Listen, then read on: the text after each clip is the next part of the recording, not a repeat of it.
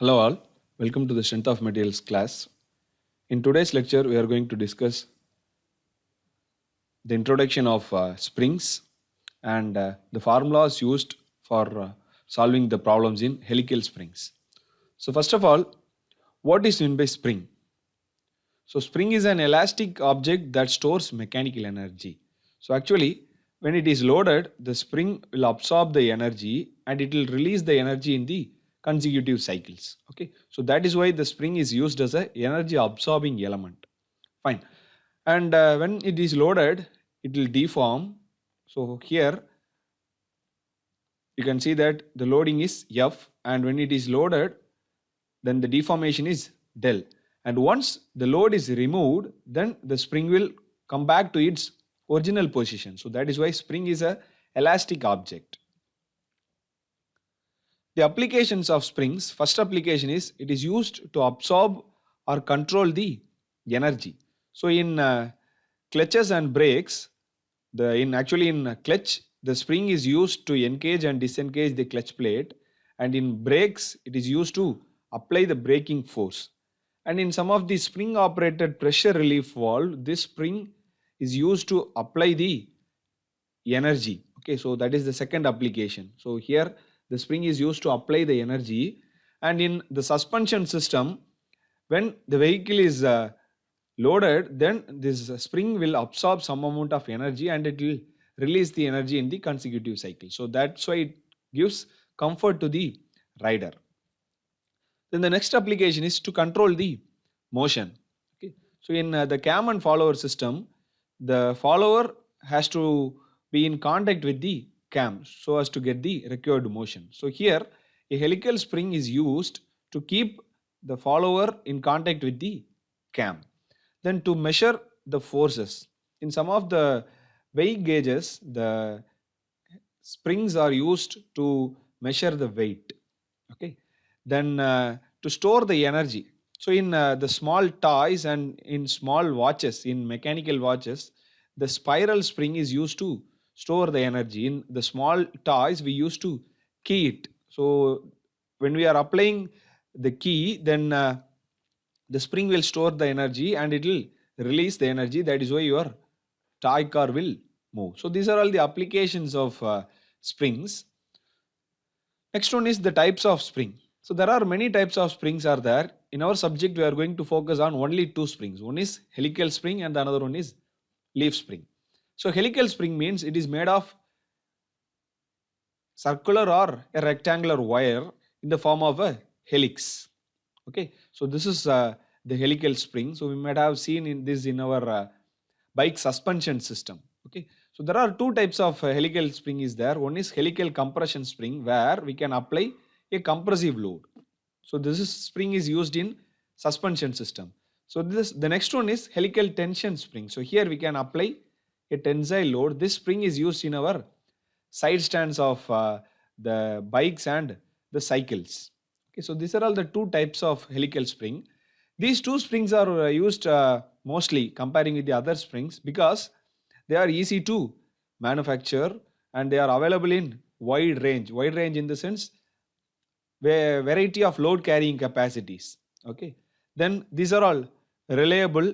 Then they have constant spring rate. Spring rate means it is stiffness. So these two springs have constant stiffness throughout its deformation. Then their characteristics can be varied by changing the dimension. So when you change the dimension, then its stiffness will vary, its load carrying capacity will vary. Okay, so these are all the advantages of using helical spring. The second type of spring is leaf spring. So these leaf springs are used in heavy vehicles.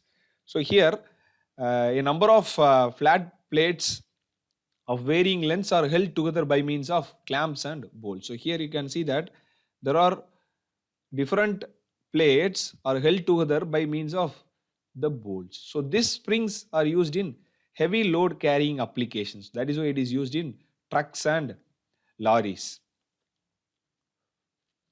So now we'll move into the helical spring. So first we'll discuss the formulas used in helical spring, then we'll move into the leaf spring. So these are all some of the basic terms used in helical spring. First one is solid length. So when the spring is compressed to its maximum, then here you can see that there is no gap between the adjacent coils. So when the spring is fully compressed, then this length is called as the solid length. Okay, so this is the length at the maximum load carrying capacity.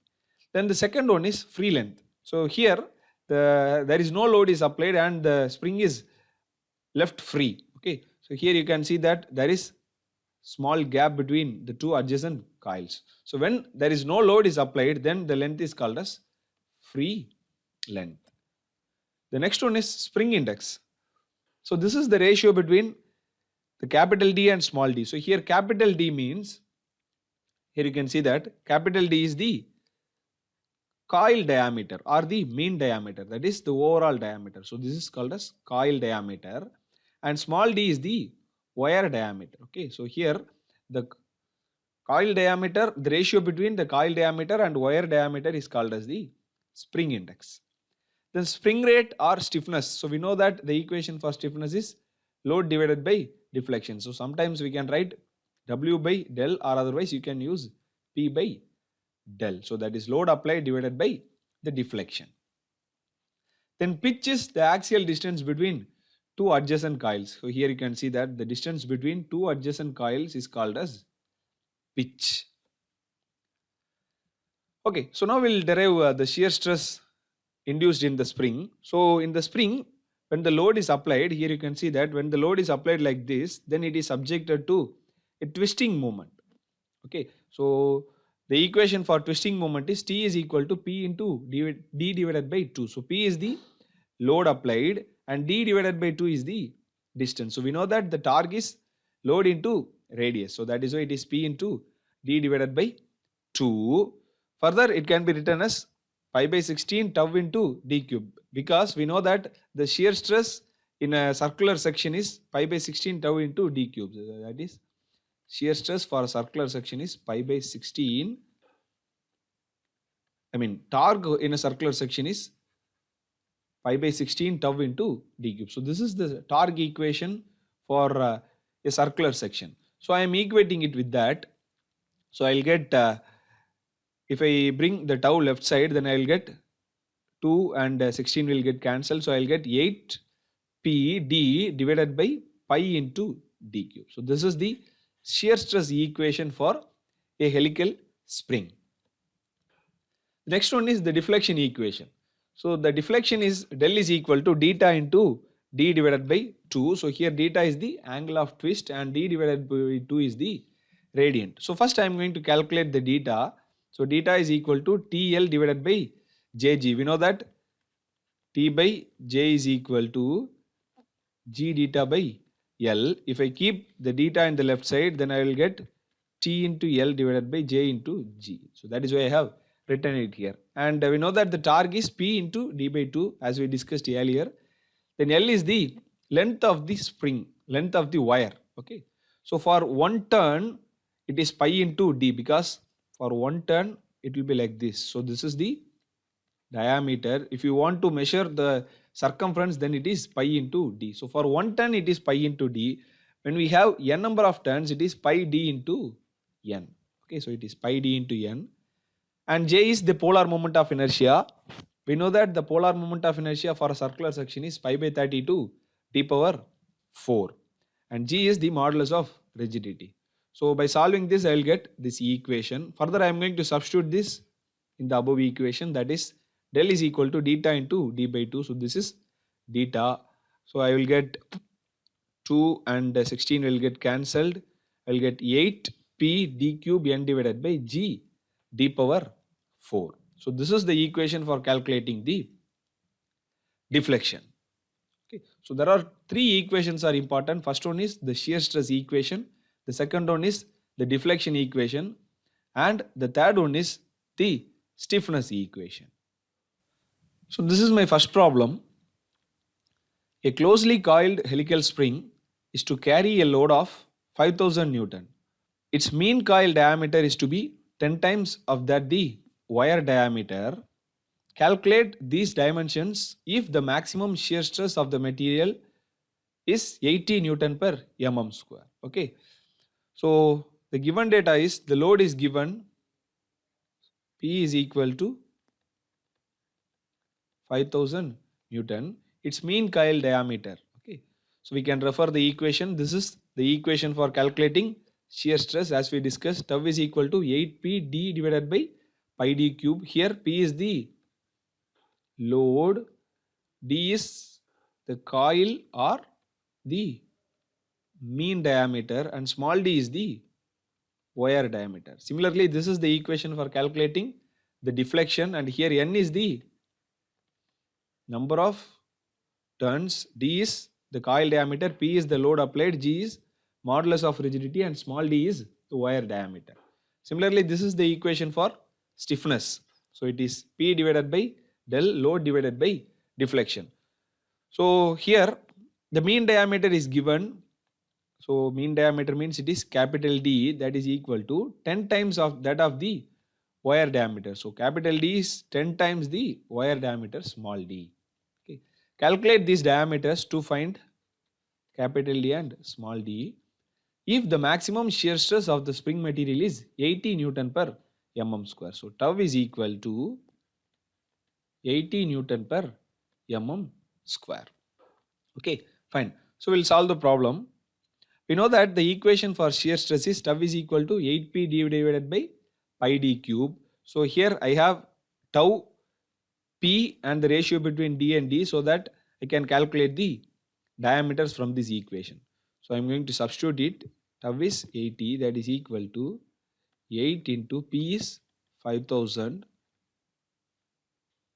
Sorry, it is 500. It is not 5000. It is 500 divided by into capital D is 10 times the small diameter, 10 into D divided by pi into D cube. So here I have substituted the ratio between wire diameter and coil diameter. So I will cancel it. Fine. So if I solve this equation, then finally I will get small d is equal to 12.6 mm. And further I know that the capital D is equal to 10 times the smaller diameter, that is equal to 10 into 12.6, that is equal to 126 mm. Okay. The second problem, a closely coiled helical spring of round wire 10 mm in diameter, so wire diameter D is equal to 10 mm, having 10 complete turns. So number of turns is given here, it is 10, with a mean diameter of 12 centimeters. So capital D is equal to 12 centimeter, converted into mm, that is 120 mm. It is subjected to an axial load of 200 Newton. So P is equal to 200 Newton. Determine, number 1 is the deflection of the spring, that is del. Then number 2 is maximum shear stress, tau. Then number 3 is the stiffness. So G is given, G is equal to 8 into 10 power 4 Newton per mm square. So first I have to calculate deflection, then maximum shear stress, then finally the stiffness. Okay.